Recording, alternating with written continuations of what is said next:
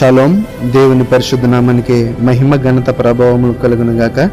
మన ప్రభువును రక్షకుడైన యేసుక్రీస్తు యేషువమేసి నామంలో ఆత్మీయులైన దేవుని బిడ్డలని మీ అందరికీ నా హృదయపూర్వక వందనాలు, ఉదయకాలపు శుభాలు తెలియజేస్తున్నాను. ప్రియులారా, దేవత దేవుని మహాకృప వలన అందరూ కూడా క్షేమంగా ఉన్నారని తలంచున్నాను. అట్టి కృప దేవత దేవుడు మనందరికి దయచేయను గాక. దావీదు కీర్తనకారుడు రాసిన 89వ దావీదు కీర్తన 15వ వచనంలో ఈ విధంగా వ్రాయబడి ఉంది: శృంగధ్వనుల నెరుగు ప్రజలు ధన్యులు, యెహోవా నీ ముఖ కాంతిని చూచి వారు నడుచుకొనుచున్నారు. శృంగధ్వనుల నెరుగు ప్రజలు ధన్యులు. ఈరోజు యొక్క శృంగధ్వనుల పండుగ, బూరల పండుగ అనేది జరుపుకున్నాము. అయితే ఈ యొక్క శృంగధ్వనుల పండుగ, బూరల పండుగను ఇశ్రాయేలు ప్రజలు ఆ రోజు ఆ కాలంలో ఎందుకు జరుపుకున్నారనే కొన్ని ఆలోచనలను మీ ముందుంచాలని ఆశపడుతున్నాను. సంఖ్యాకాండము 10వ అధ్యాయము 10వ వచనంలో దీని యొక్క కారణమును పరిశుద్ధాత్ముడు ఈ వచనం ద్వారా మనకి తేటపరుస్తున్నాడు. మరియు ఉత్సవ దినమందును, నియామక కాలముల యందును, నెలల ఆరంభముల యందును మీరు దహన బలులను కానీ సమాధాన బలులను కానీ అర్పించినప్పుడు ఆ బూరల వదవలను, అప్పుడవి మీ దేవుని సన్నిధిని మీకు జ్ఞాపకార్థముగా ఉండను. మీ దేవుడిని యెహోవాను నేనే. అయితే ఈ యొక్క శృంగధ్వనిని ఇంగ్లీష్లో చూస్తే కనుక జాయ్ఫుల్ సౌండ్, అంటే సంతోషం ఇచ్చేది, ఉత్సాహం ఇచ్చేది, జాయ్ఫుల్నెస్. అయితే ఇక్కడ ఈ యొక్క శృంగధ్వనిని ఎందుకు చేయాలని చూస్తే కనుక ఉత్సవ దినమందును, నియామక కాలముల యందు, నెలల ఆరంభములందు మీరు దహన బలులను కానీ సమాధాన బలులను కానీ అర్పించినప్పుడు ఆ బూరలు ఓదవలను ఎందుకు ఓదాలంటే అవి మీ దేవుని సన్నిధిని మీకు జ్ఞాపకార్థముగా ఉండను. ఎవరికండి?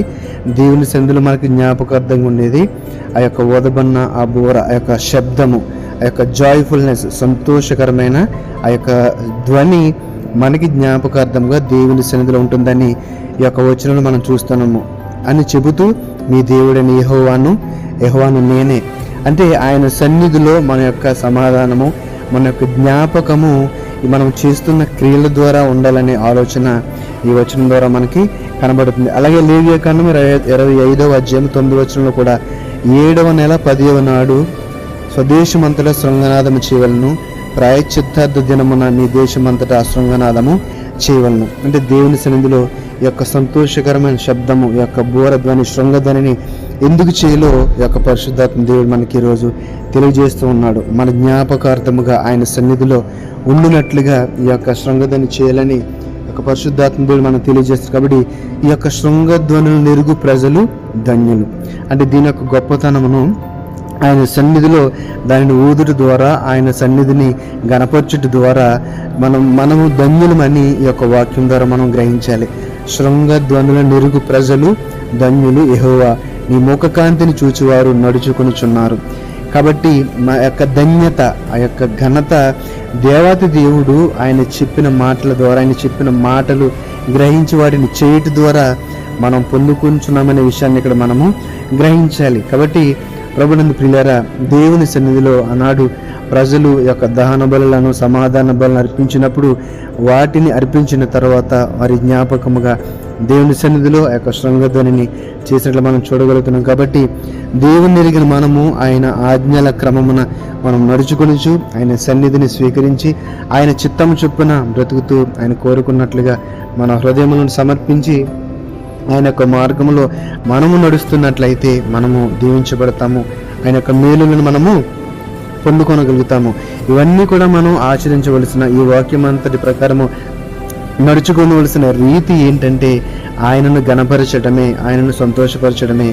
అలాగా ఆయనను గణపరుస్తూ ఆయన నామమును హెచ్చిస్తూ ఉంటే గనక తండ్రైన దేవుడు మనం కోరకుండానే, అడగకుండానే మనకు కావలసిన ఆ దీవెనలన్నీ దయచేటుకు సిద్ధంగా ఉన్నాడు. కాబట్టి ఈ యొక్క వాక్య క్రమం చొప్పున మనమందరము కూడా అటు రీతిగా చేయాలని, దేవుని కనపరచాలని, దేవుని నామమునకు విధేయులై ఆయన చిత్తము తలవంచాలని మిమ్మల్ని అందరినీ కోరుతూ ఈ మాటలు ముగిస్తున్నాను. దేవుడు ఈ మాటల ద్వారా మన ఆత్మలను బలపరిచి, స్థిరపరిచి నడిపించిన గాక. ఆమేన్. పరిశుద్ధుల మహోన్నతుల మమ్మల్ని నా తండ్రి, నీ పరిశుద్ధమైన నామమునకు వందనాలు, స్తుతులు, స్తోత్రాలు.